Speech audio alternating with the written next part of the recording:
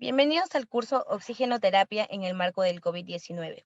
El día de hoy vamos a hablar del tema ventilación mecánica no invasiva en el COVID-19. Cuándo utilizarlos, cómo utilizarlos y dónde utilizarlos.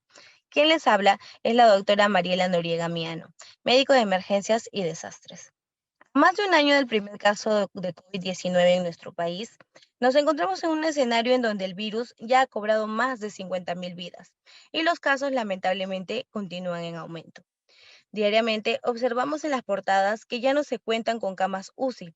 Estas, como se observa en el gráfico, han sido copadas casi en su totalidad en las diferentes entidades de salud. No solo la falta de camas es un problema, el recurso humano es escaso y más de 13.000 médicos han sido contagiados hasta la fecha. Además, existe un gran agotamiento en aquellos que siguen la batalla. Es de suma importancia entonces buscar alternativas en el manejo de pacientes con COVID-19 que permitan preservar los recursos para los pacientes que se encuentren más graves, aún así mejorando los resultados del resto de pacientes. Del 5 al 11% de los pacientes con COVID-19 requieren ingreso a UCI. Hasta el 90% de ellos van a necesitar un soporte ventilatorio invasivo. Al inicio de la pandemia, esa era la única opción que se planteaba para brindar soporte y a la vez mitigar los aerosoles, lo que causaba una gran cantidad de intubaciones muy tempranas. Las modalidades no invasivas se descartaban por el riesgo de exposición al personal. Sin embargo, en países como China o Italia, las modalidades no invasivas han sido utilizadas como primera línea y han demostrado que pueden reducir la necesidad de soporte ventilatorio. Incluso han demostrado que disminuyen la mortalidad y también con un mínimo contagio en el personal si se utilizan las medidas adecuadas. Sin embargo, tipo de medida no va a ser aplicable en todos los pacientes. Esto va a depender del estadio en el cual se encuentre. Vamos a recordar un poco de la fisiopatología del virus. Van a existir dos formas de distinta respuesta. La primera, desencadenada por el propio virus, y la segunda, por la respuesta del hospedero. Y así va a ser clasificada en 3 grados según su severidad. El estadio 1, en la infección temprana, van a existir síntomas leves o no específicos. El virus va a iniciar su replicación y aquí la terapia básicamente será sintomática. Ya en el estadio 2 va a existir un compromiso pulmonar establecido y el paciente desarrollará neumonía, hipoxia, linfopenia, marcadores inflamatorios un poco elevados. Aquí la mayoría de pacientes va a requerir ser hospitalizado y con medidas de soporte. Es en esta etapa que el uso de medidas, estrategias no invasivas, van a ayudarnos a limitar el avance, principalmente manejando la hipoxia que se establece en el estadio 2B. Ya en el estadio 3 se va a manifestar más como un síndrome de hiperinflamación sistémica extrapulmonar, con marcadores inflamatorios muy incrementados y dificultad respiratoria marcada. Aquí el pronóstico va a ser pobre, requiriendo ya de un soporte ventilatorio más invasivo. En la práctica, estos estadios serán reconocidos a través del uso de la tomografía y clasificados como fenotipos. En el fenotipo que se ve a la izquierda, el fenotipo L, se evidencian infiltrados intersticiales escasos en vidrio deslustrado, principalmente subpleurales. Existirá una pérdida del mecanismo de vasoconstricción hipóxica y aparición de microtrombos, lo que llevará a la hipoxia. Se caracteriza por una baja elastancia, distensibilidad relativamente normal, peso pulmonar bajo y baja reclutabilidad.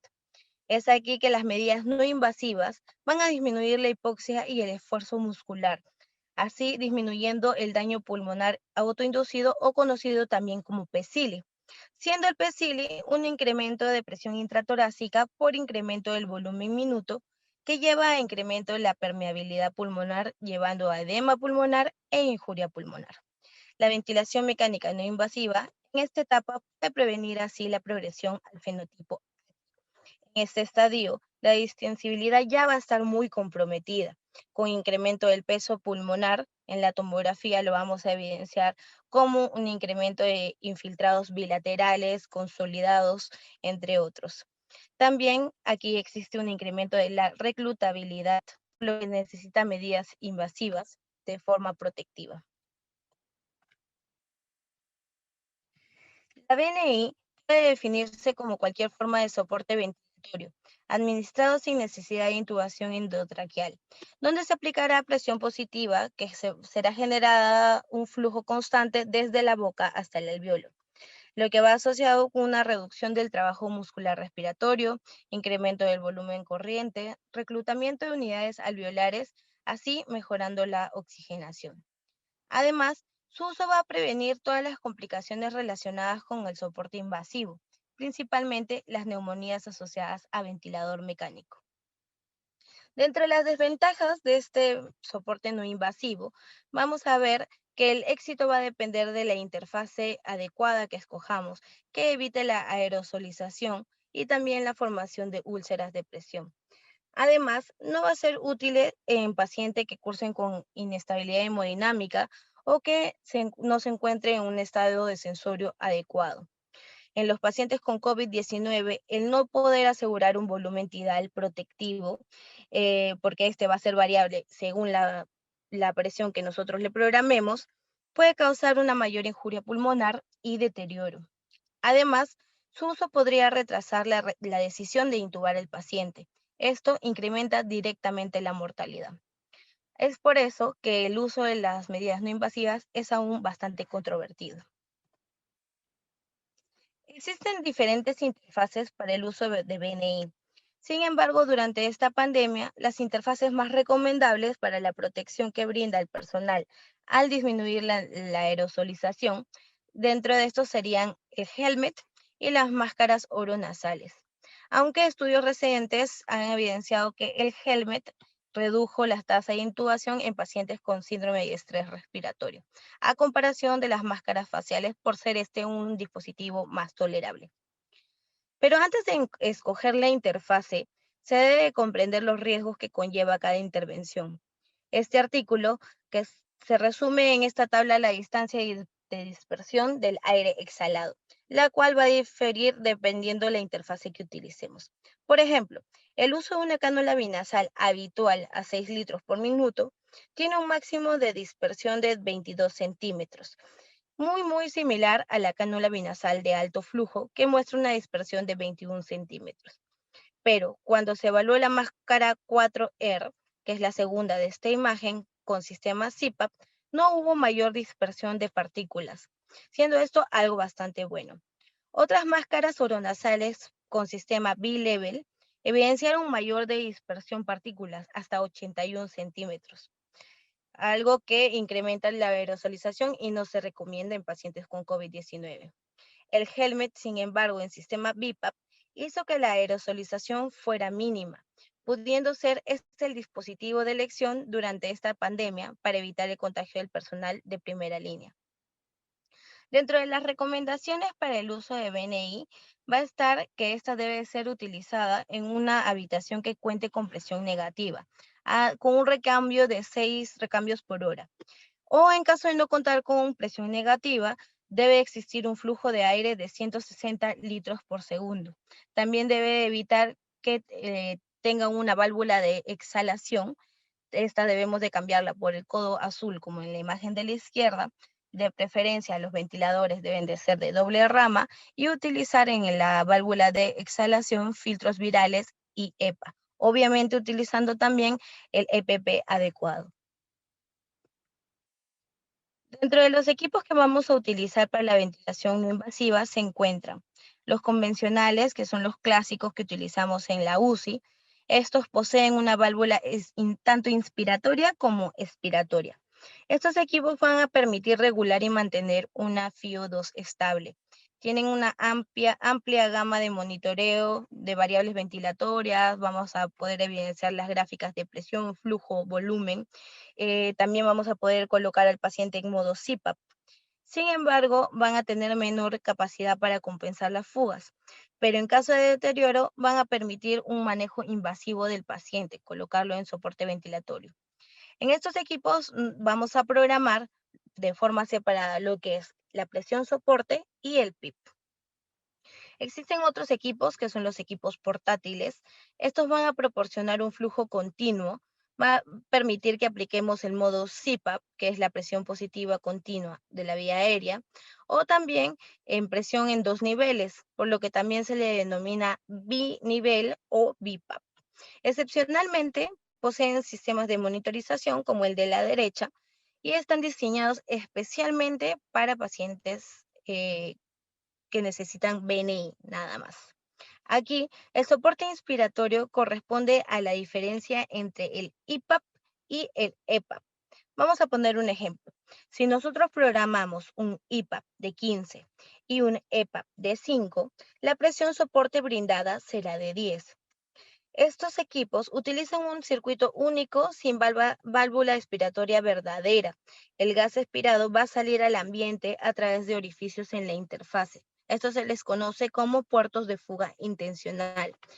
Es por esto mismo que compensan mejor las fugas.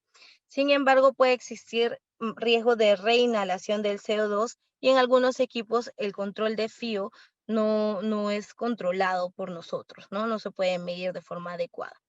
En caso de el uso de estos equipos en esta pandemia de COVID, es mandatorio el uso de filtros EPA y el cierre de la válvula expiratoria o utilizar el codo azul que ya les nombré.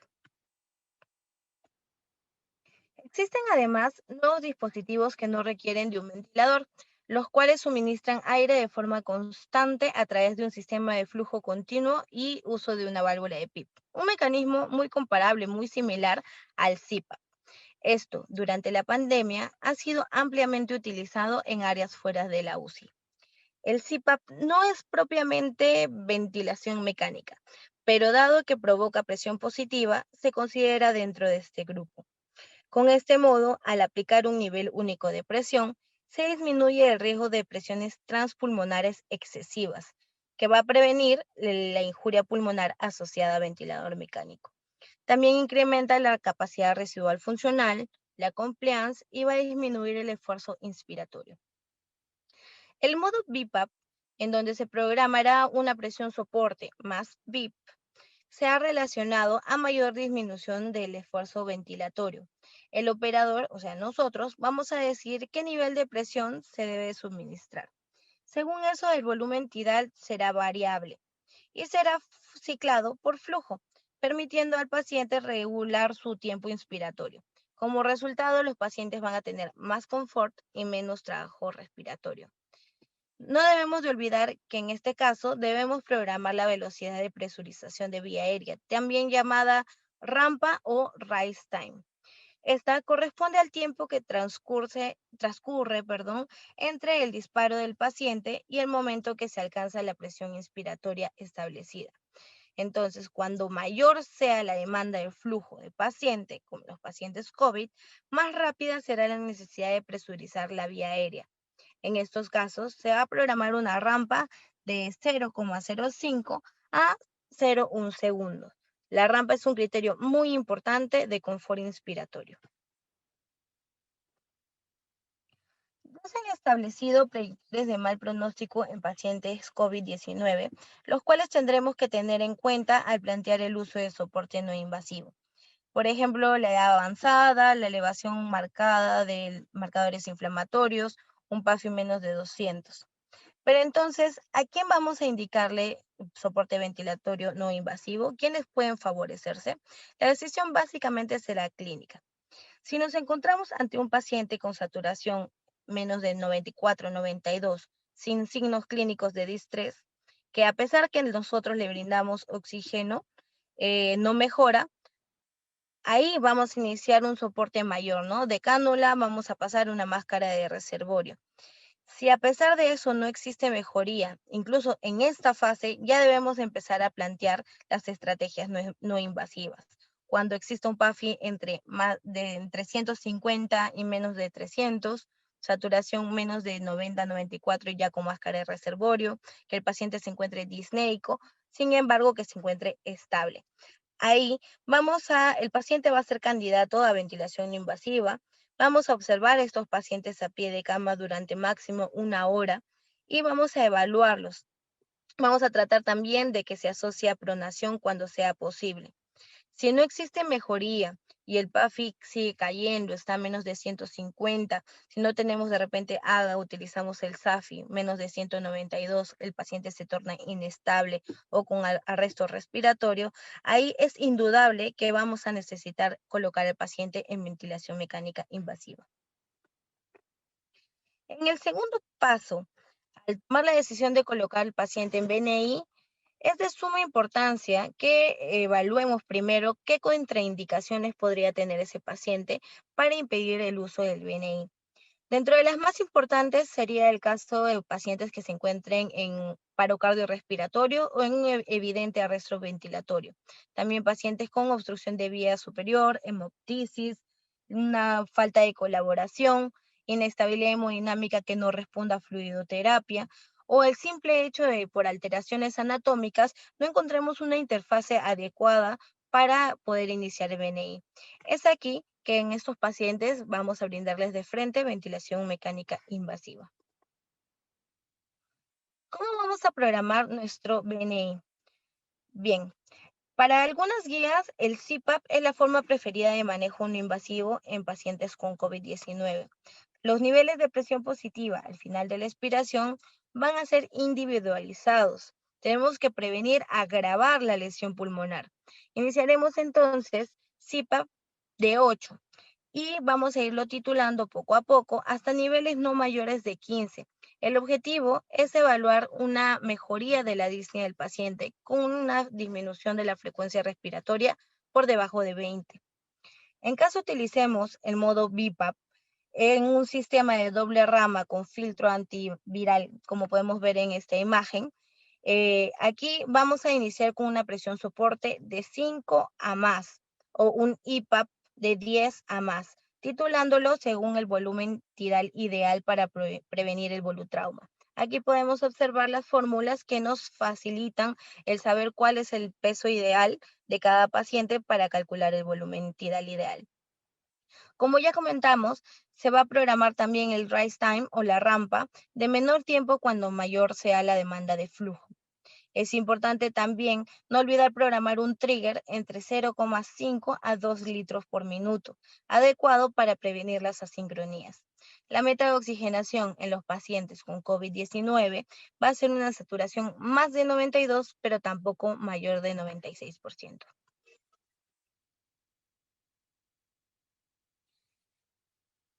Para brindar este tipo de estrategia no invasiva, lo ideal sería manejar al paciente en un área de UCI o intermedios. Sin embargo, ante la falta de camas, se podría adaptar en otras áreas. Pero lo que sí es de vital importancia es mantenernos a pie de cama del paciente desde el inicio de esta. Vamos a monitorizar las funciones vitales de forma constante. De ser posible, vamos a obtener un AGA a la media hora para el control del PAFI. Si no tenemos AGA, monitorizaremos entonces con el SAFI, que es igualmente útil.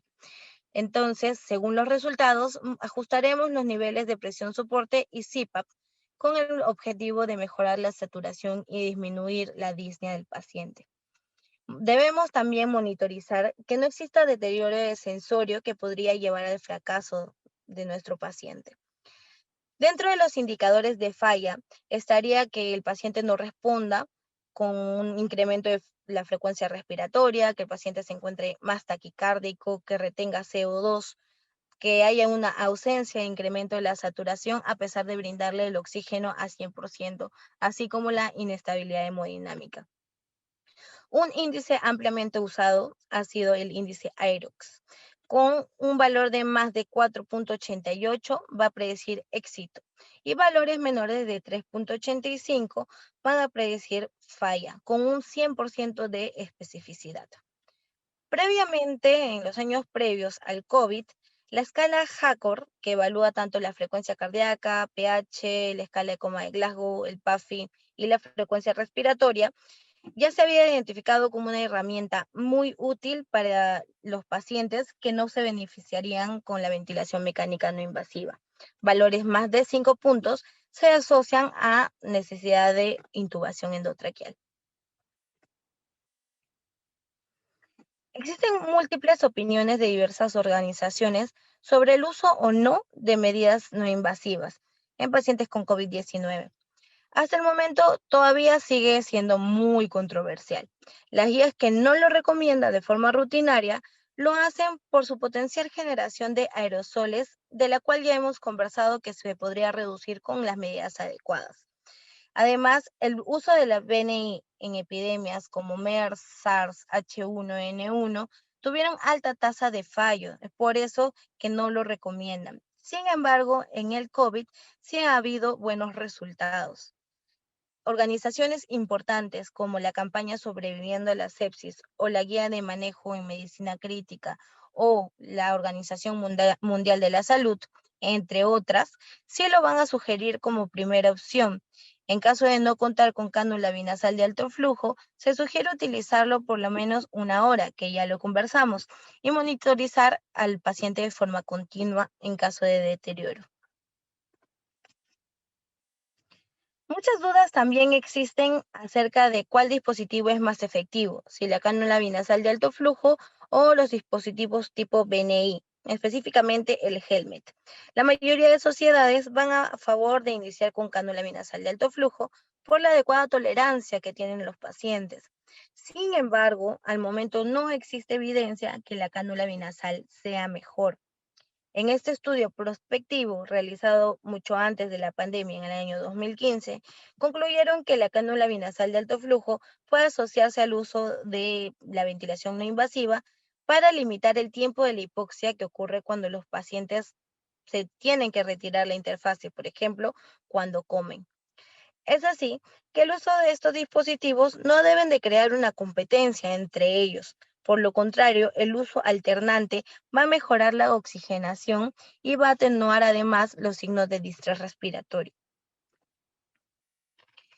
En este ensayo clínico realizado en Italia llamado ENIBOT, recientemente publicado el 25 de marzo, es el primer estudio randomizado en comparar la BNI con Helmet versus la cánula vinasal de alto flujo. 54 pacientes se encontraron en el grupo de BNI. Se les programó una presión soporte de 10 a 12 y un PIB de 10 a 12. Y 55 se encontraron en el grupo de alto flujo a 60 litros por minuto. Todos los pacientes que ingresaron en este estudio tenían un PAFI menos de 200. Aunque el objetivo primario fue evaluar si el uso de algunos de estos disminuía el tiempo de soporte de oxígeno a los 28 días, ninguno de estos mostró una reducción. Sin embargo, dentro de los objetivos secundarios, de los 44 pacientes que lamentablemente requirieron un soporte ventilatorio invasivo, la tasa de necesidad de intubación endotraqueal fue mucho menor en aquellos que utilizaron el Helmet, en un 30%, versus 51% de los que utilizaron cánula vinasal de alto flujo.